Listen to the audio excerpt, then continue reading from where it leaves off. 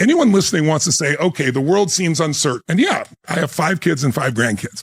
And so I look at my grandkids, especially, and my youngest daughter, and I think 40% of the jobs, if you believe the studies, are going to be gone because of AI, because of robotics, because of nanotechnology and so forth. So how do I arm them to do well in the future? And the answer is there's 3 skills everybody needs. And they're so simple. And they're the skills that make anybody masterful. It's made you successful in your insurance business. It's what's made you successful in this business. The first thing is pattern recognition. If you start recognizing patterns, fear disappears. Because like right now when people say, oh, we've never been so divided, or now we're, the country has a little more optimism, but we've never been so divided. That's total BS. I can show you the letters that are put out that were posted between Jefferson and Adams. And if you read what they wrote, it makes anything the left or right has said about each other look calm compared to that. We go in cycles. So when you recognize a pattern, you no longer react. Losers react, leaders anticipate. Anticipation is power. So when you know the pattern, and that's what makes anybody great, they see the pattern. But what makes them really great is the second skill, when you learn to use the patterns. So if you and I look at anybody, you see somebody that's great in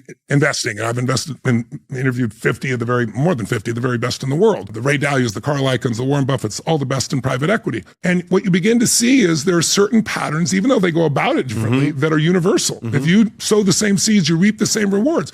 But they know how to use it. If you see somebody great in music or dance or a movie maker, they know where to move the camera to move your emotion. They bring it in close, when to bring the music up, how to do it. They know it. That makes them masterful. But the third level skill is pattern creation. That's what you've begun to do. That's what I've begun to do. It's like when you learn to play a piano, most people learn someone else's patterns. You learn to see the patterns, recognize them, then you learn to use them. But if you do enough other music, then now you get to come out and you start creating things. So I'm standing on the shoulders of all the people before me, as are you, because I learned so many things to them. But now at this stage of my life, the last 15, 20 years, I've been able to create things because I know what those patterns are. So those skill sets, that's how my kids will do well. Because if you can learn rapidly and recognize patterns, there's nothing you can't do well at. Noting the patterns of where we are in history, the pattern of where you are in your own life. I'll give you a simple example. What made human beings go from survival, living in fear, where we're hunter-gatherers, to where we could stay in one place, build communities, build cities, build countries, have homes, have the education?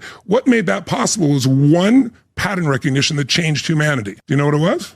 Pattern recognition. That you're not talking fire, you're not talking pattern recognition. Community, that we need each other? What is it? Seasons. Seasons. Until we understood seasons, we had to constantly move from place to place and hope we could find our food. But once we understood seasons, we knew if you do the right thing at the wrong time, there is zero reward. But if you do the right thing at the right time, the rewards are immense. So if you plant in the winter, I don't care how hard you work, or the summer, you get nothing. It's like recognizing the seasons changed humanity. Well, there's a season in your own life. Some of your viewers are younger, maybe 0 to 21. Think of that as springtime. When it's springtime, what does spring have? Everything grows easily. If it's a springtime in business, you think you're a genius because your business grows. Everybody's business grows because it's a time of tremendous optimism and immense growth. The environment's different. People's attitudes are different. But these cycles go through 18, 20-year cycles. If you study 1,000 years of Roman history, which I've done, or 500 years of Anglo-American history, you see about every 18 to 20 years, there's a shift. It's kind of like we exhaust an emotion. Do you ever smile so much your face hurt? Yes. You need a change. Sure. Well, after springtime, the easy time, comes a summertime. And the summer is always a testing time. It's tougher. A lot of people plant in the spring and they go, where's my crop? Are you new? You have to get through all the seasons, right? So summer tests people. And then you go to another reaping time. You go to the fall where it's easy again, where now things flow. Economies go crazy. People want to give you a mortgage even though you barely have a pulse and not a job. You remember those days, of course, right? No income, no assets. And boom, just give it to anyway. And markets go through the roof. But again, what follows that is winter. And the great thing about life is you never skip from the fall to spring. You always go through winter. Some are short, some are long, some are hard, some are easy, but we go through them. They have a purpose. They weed out the weak. They make us, if we push through it, stronger. They make everything better going forward. So there's a purpose in every season. So 0 to 21, you could call the springtime of most people's lives. Some of us had to go to work at 7, 8 years old to support our family, but still, you were still protected. If there's a war, you're not going to war. Someone's protecting you. Someone's mostly providing for you, usually providing for you. You're being fed information, you're learning. But 22 to 42, that's the summertime. That's the testing time. That's when most people come out and go, I know I was taught all this, but I'm going to test what I believe. And you're very optimistic. In fact, you think you're invincible at 22, 23, 24. You go like, I'm going to be president of the United States. I'm going to be a multi-billionaire and I'm going to have 100 relationships simultaneously and everyone's going to be happy. And then you're 30 and you're going, I can't even keep one relationship happy and I'm burnt to the ground. That's right. So you go through the phase. But think of 22 to 42 as being like the soldier of society. In fact, if we go to war, you're the ones going to war 22 to 42. In business, you're the soldier. You're learning, you're growing, you're grunting it out, you're hustling. If you work hard during that time, and you've done well during spring, you come to the fall, you look at 43 to 63, that's your power period, right? That's the period where you had explosive growth in your business, as an example. That's when you became who you are, where your name became known. That's where all of a sudden you can do probably more today with your pinky than when you work 20 hours a day. And now if you work 20 hours a day, produce generational impact much greater than that. So that period of time, by the way, 22 to 42, if people are in that stage of life right now, it's statistically the most unhappy period. Because people are trying, they thought it was going to be easy. It's not so easy, they eventually learn, usually in their early 30s. Yeah.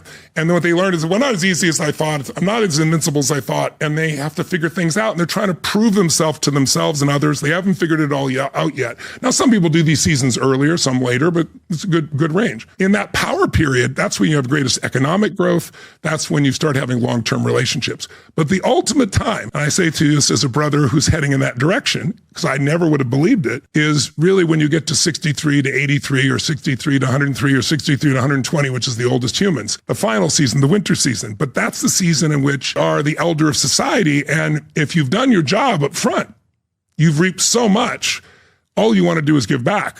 And you don't worry about what people think about you because you sure would like to make everybody happy, but unless you got holes, Jesus couldn't pull it off. So I don't know if you're going to do that, right? So it's like, I'm here to help the people that are interested. I'm not here to say I'm the right thing for everybody. And you own yourself at a different level and you really can move a pinky and make things happen. So, I remember you had the gentleman from Fourth Turning on and we had him on as well. Yes. Very interesting guy to talk to. And they wrote that book on December 31st of 97, the fact that we're going to go through these four turnings. Neil Howe and what's the co-authers and William Strauss. But, I interviewed them in 97. I remember that. Yeah. What I'm saying is, trust me, I know. That's why I'm bringing it up. Yeah. So, with you, Tony, and this is very helpful, but I want to transition into the next phase. I want to mention one thing, if I may. The same thing happens in history. So just for a second. If you're born in 1910, you don't have to be a historian to think about this, and those first 20 years are protected. People born in 1910 were born at a time when World War I was going on, but then we went and solved the war, won the war, came back and had the roaring 20s, had this incredible economy, right? So when they're 10 years old, the economy's going crazy. We got all this new technology. We got cars, we got planes, we got radio, we got television. And that generation was called flappers because they were looked down on like a lot of, let's say, Z generation or millennials are by X generation people or sometimes baby boomers because they didn't have to go through the tough times. But what happened to that kid born in 1910 and 1929 when he's 19 thinking he's going to go get a car and he's going to go get a party? The whole world turned upside down. The Depression, people jumping out of buildings, the Dust Bowl, people standing in line for bread. And by the way, they made it through 10 years of depression. Now, that doesn't mean every day is dark.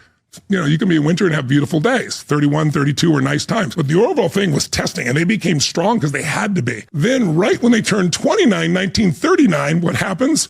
World War II. You and I weren't alive then, but anybody who was alive then, it looked like the world was ending. Hitler was taking over countries in days, blitzkrieging everywhere. And so what happened is that generation volunteered and went to war. And they won the war, and they came back the heroes. They're now known as the greatest American generation. And they were known as flappers and losers. What made them strong was pushing through winter. Everybody goes through winter if they live 80 years plus. You don't have a choice. It's just which season. Are you going to do it in the early stage, the middle stage, late stage? It's coming. But watch this. Think about those people. They come home and think how the world changes when after winter, it's now springtime and the vets are now moving out to the suburbs and they get basically a free down payment on the home. And we have all these new technologies. Think about the 50s and early 60s until Kennedy is killed. There's a level of optimism in this country that's amazing. Springtime. After Kennedy and Bobby Kennedy and Martin Luther King, it's a different world. It's a testing summer where young and old fight each other. It happens every 80 years. Generational fights. I'm not going to war. It was a completely different mindset.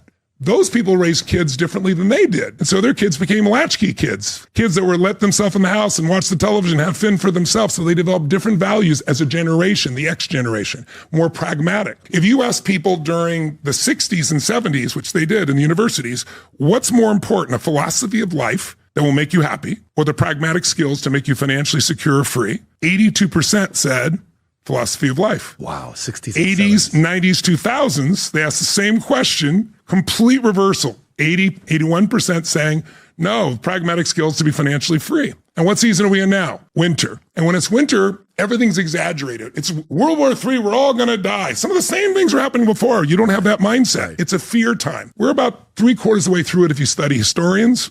Fourth turning guys, various people will tell you that. We still have to go through some more economic challenges. We still have to go through probably some form of war, even a cyber war with China or something. But on the other side of it is another springtime. What I want people to get is, you got to know where you are in your life and where you are in history, and you got to learn to take advantage of it. You can't complain that it's winter. During winter, if you start a business in winter and you succeed, 60% of all the Fortune 1000 companies that are alive today, the biggest, most successful companies, could have been born in any one of those 4 seasons. They were all born in winter. Wow. In a recession or a depression. Gotta love it. From FedEx to Disney. Disney was depression. Yeah. FedEx was a recession. I can walk you through them all. So that process makes you strong. Sure. And that is why, here's the history of the world in 4 sentences, and I'll shut up. Good times create weak people. They're not bad people, they're just weak because they haven't been challenged. Weak people create bad times. Bad times create strong people. Strong people create great times. Millennials and Zs are the next heroes, and they're already starting it because they're starting to go through winter. We're not done with it. They're going to open up things up. I'm very excited about what the future will have. I'm very optimistic about it because studying history shows you patterns. There's no guarantees, but there's patterns. And when you understand the patterns, fear disappears.